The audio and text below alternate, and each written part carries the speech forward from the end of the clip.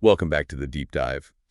This is where we really try to dig into research and pull out things that actually matter for you. Yeah, things you can maybe use. Exactly. And we know for you listening, your office, well, it's off of the cab of a truck, right? Mm. Your commute isn't down the street, it's hundreds, maybe thousands of miles. It's a unique kind of job, demands incredible focus, those long hours, and a physical endurance people often underestimate. Totally. While you're focused on the road, the load, staying safe, Mhm. there's this other thing happening, kind of quiet toll the job takes on your body, you know, over the long haul. It's not like a sudden injury, it's that slow buildup, sneaks up on you really until one day you just feel it constantly. And most talk around trucking is like logistics, rules, the economy. Right. But what about the driver, the person actually doing the work? That's exactly what we're diving into today. We've been digging into some recent science specifically, this huge global review that pulled together findings from studies all over the world, and also some insights from a wellness brand's research digest that highlighted this exact problem. So our mission today is to unpack the real physical cost of driving professionally based on the data and figure out what it means for you. And thinking about, supporting your body through demanding work. Well, you might have seen wellness brands out there focused on recovery, physical support, companies like, say, Orium's Fit. We'll actually touch on that a bit later when we talk about potential strategies from the research. Okay, so first things first. Get this. One of the most striking things from this research, just how common physical problems are for truck drivers. Did you know the studies point to over 60% of drivers experiencing what they call musculoskeletal disorders? Wait, over 60%. So like more than 6 out of every 10 drivers. That's wow. That's not just, oh, my back's a bit stiff today, is it? No, definitely not. The research is pretty clear. These are, medically recognized conditions. MSDs, musculoskeletal disorders, they aren't from accidents, like a fall. Right. They develop over time. They affect your muscles, nerves, tendons, joints, even spinal discs. And it's because of the job itself, the specific physical stresses that are just part of trucking. It's the cumulative thing. Okay, so it's the slow burn, the consistent strain that just adds up over years. And this big global review you mentioned, it pulled data from a lot of places. Yeah, think of it like a super study. It's called a systematic review and meta-analysis, published just this year, 2024. Basically, researchers gathered up the results from 15 different studies that had already looked at truck driver health. Ah, okay, so they combined existing data for a bigger picture. Exactly. From all over Canada, the US, Brazil, Sweden, Thailand, Iran, a real global snapshot. So not just one country's experience. Right. And altogether, they analyzed data from, let's see, 2,662 truck drivers. And the big headline, the number that really stands out, 61.75% of those drivers reported having musculoskeletal disorders. 61.75%. Yeah, that number really hits home and makes it crystal clear. There isn't just a few people complaining. It's a massive occupational health issue for the whole industry. Absolutely. So where does it hit hardest? According to this huge analysis, where are drivers feeling this wear and tear the most? Well, they broke it down by body part, which is really interesting and maybe a bit surprising for some. The shoulder came out on top. A shoulder. Really, I'd have put money on the lower back. The classic driver slump. Lower back is definitely up there. And the study did flag both the shoulder and the lower back as critical areas. But yeah, the shoulder had the highest percentage, 31.5% of drivers reported issues there. Wow. Okay, so shoulder first. What's next? Neck was second at 25.79%. Then came the lower back at 23.46%. Shoulder, neck, lower back. The big three, I guess. All kind of connected to sitting, posture, vibration. Seems likely, yeah. But it doesn't stop there. The knee was next at a 22.26%, then the ankle, 20.46%, and the wrist, 20.25%. So over a fifth of drivers having problems in their knees, ankles, or wrists, too. Yeah. And then upper back was 18.65%, elbow at 11.91%, and the hip was lowest on this list, but still significant at 7.50%. Man, that paints a picture. It's really widespread physical stress affecting drivers pretty much head to toe. Over 6 in 10, dealing with some kind of chronic muscle or joint issue just from doing the job, puts a different perspective on those long miles, doesn't it? It really does. And understanding why these numbers are so high, that's the next crucial piece. It's not random. It's tied directly to what the job demands. Okay, let's unpack that why. What is it about spending all those hours driving that leads to these high rates of MSDs? Yeah. The research pointed to some key culprits. Yeah, several.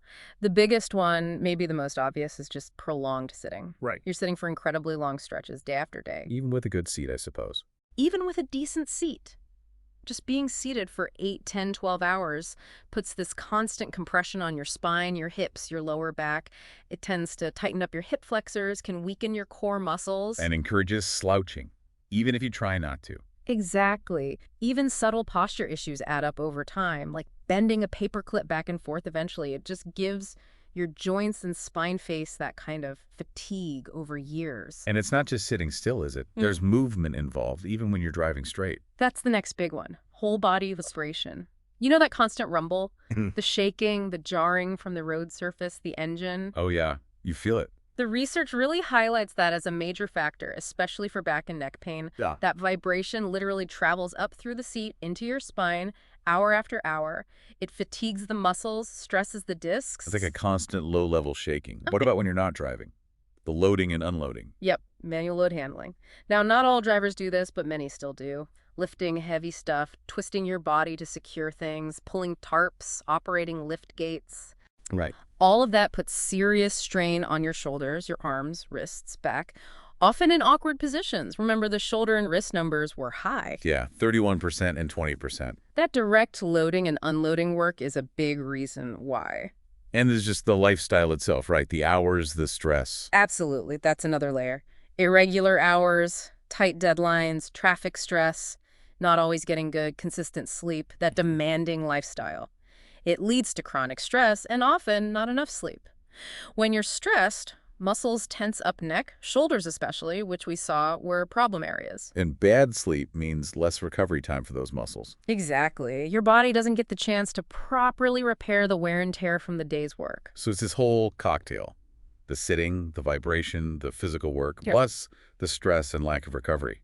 The study also mentioned other things too, didn't it? Like awkward neck turns for mirrors, bad roads making vibration worse, speed bumps. Yeah, time pressure, even the seat sliding slightly. It's a whole list of things specific to the job that contribute. It really paints a clear picture of why these MSDs are so common. Your body is just enduring a very specific, tough set of conditions for thousands of hours. Precisely. Okay, so we've laid out the problem, the scale of it, and the reasons why. Now, the crucial part. What can you actually do about it?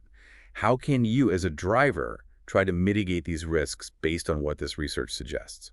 Well, there are definitely proactive steps that come up in these discussions. One really fundamental thing is sorting out your immediate environment. Your seat. Ergonomics. Exactly. Improving seat ergonomics is huge. Just taking a few minutes to properly adjust the height, the recline, and especially that lumbar support. It can make a real difference in how your spine is aligned all day. Yeah, the little knob for the lower back seems pretty important then. It really is. Getting that right helps reduce that constant compression we talked about. And making sure your neck and head are supported too. Right, headrests and neck pillows. Yes. Using a neck pillow or just ensuring the headrest is positioned right helps reduce strain on the neck and shoulders, especially with all that vibration. Makes sense. So fixing the setup is step one. What else? Beyond the seat, the research really emphasizes moving regularly, taking breaks, getting out of the cab every hour or two, even for just 5 minutes. Just to walk around, stretch. Yes, walk around, do some simple stretches. It sounds basic, but it can make a huge difference in relieving that muscle tension and getting blood flowing again. So those quick stops are actually vital physical maintenance, not just a break. Kind of, yeah. Simple things like reaching up high, gently twisting your torso, stretching your legs. Even a brisk 5-minute walk helps break the cycle. Okay. And longer term. Longer term, the advice often includes strengthening your core and back muscles, regular exercise, even low-impact stuff like swimming or specific exercises. A strong core acts like a natural brace for your spine. Right, helping counteract all that sitting and vibration, building resilience. Exactly, building that physical resilience. Yeah, you mentioned that Wellness Digest earlier, the Yeah. one from Orium's Fit that highlighted this study. Didn't it mention another potential tool related to muscle support? That's right. The digest discussed the idea of using an EMS device that's electrical muscle stimulation. It mentioned that some studies they looked at suggest that EMS can help improve circulation and muscle recovery. And because of that, it may be a tool to help manage some of the MSD symptoms drivers experience, like muscle tightness or fatigue after a long day. It wasn't presented as a cure-all, obviously, but more as one potential option for supporting muscle recovery. So the idea is using these electrical pulses to kind of help the muscles recover Mhm. after being stressed or static for so long. That's the concept discussed, yeah. Promoting circulation, maybe encouraging relaxation and overwork muscles. And if that kind of technology sounds interesting, Orium's Fit, the brand whose digest we saw, is actually focused specifically on wellness products for muscle support and recovery. Ah, okay, so they're in that space. They are. They're Australian owned, and they've built up a pretty solid reputation. They were actually named Best Product of the Year by productreview.com.au, which is a big Australian consumer review site for both 2024 and 2025. 2 years in a row. That's pretty good validation. It suggests customers are pretty happy. They also have like tens of thousands of users globally, a big community, and apparently almost 500 five-star reviews just on Google. So there's definitely some trust built there. And they make these EMS devices. Yeah, their products include portable EMS units, like something called the Ultimate Kit, designed exactly for this kind of personal, on-the-go muscle stimulation and recovery support. Hmm. Interesting that their research digest is connecting the dots between scientific findings like this big review Yeah. and potential tools or strategies. Yeah, their goal seems to be making that peer-reviewed science more accessible, more understandable. They even link back to the original studies if you want to dig deeper yourself, which is great. Transparency is good. But, and this is crucial, I stress this too, this is all information sharing. It's not medical advice. Right. Always the important disclaimer. Absolutely. Anytime you're thinking about trying a new wellness tool, whether it's an EMS device or even just significantly changing your exercise routine, you really must talk to your doctor or maybe a physical therapist first. Get professional advice tailored to you. Couldn't agree more. Yeah. Essential advice. So, stepping back again, this high rate of MSDs, over 60%. Yeah. What's the bigger picture impact? It's not just about the individual driver feeling pain, is it? No, the study is clear. The impact is much broader. It causes significant human and financial losses. For the driver, yes, it's pain. It's reduced quality of life, potentially leading to burnout and leaving the job. And for the industry. It means lost work time drivers off sick or injured. It means higher healthcare costs, more workers' comp claims, and it makes it harder to keep experienced drivers on the road. It's a major cost across the board. A huge economic and social burden, really, tied directly to the physical demands. Yeah, and the research really underlines the need for ongoing efforts in workplace ergonomics, better seats, better cab design. But it also points out that even with improvements, the core issues of sitting for so long and not moving much, they remain. The fundamental challenge. Right, which is why the study authors and related discussions really push for things like regular health checkups for drivers focused on these issues, and more importantly, finding and using proactive muscle recovery strategies. Which brings us back to the things we discussed: seat adjustments, movement breaks, exercise, and maybe exploring support tools like that EMS concept from the Orium's Fit Digest. Exactly. It's about giving drivers knowledge and tools to manage the physical cost. And it's good that resources like that digest are trying to bridge the gap between the complex research and practical takeaways, linking back to the original science. Making it usable. That connection is vital. Okay, so wrapping up this deep dive, the main point seems crystal clear. Truck driving, as demanding as it is, takes a real physical toll. Science shows over 60% of drivers face these musculoskeletal disorders that build up slowly. Just knowing that, acknowledging it, is a huge first step. And crucially, there are things you can do. Strategies backed by or discussed alongside the research. Optimizing your seat, taking those movement breaks, strengthening your core and back. And maybe looking into tools discussed for muscle support and recovery, like the EMS idea mentioned in the source material.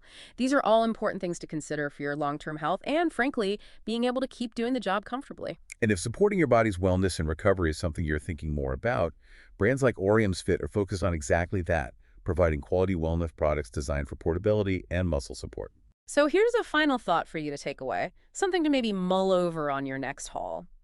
Given what the science tells us about the physical cost and the strategies we've talked about, what's just one small thing? Could be adjusting your seat tilt, Committing to a 5-minute stretch every 2 hours, maybe researching a recovery tool. What's one single manageable change you could realistically start doing this week, making it a regular part of your routine to better support your body and maybe chip away at those long-term costs? Just one thing, something to think about. Thanks for joining us for this deep dive into the physical side of life on the road.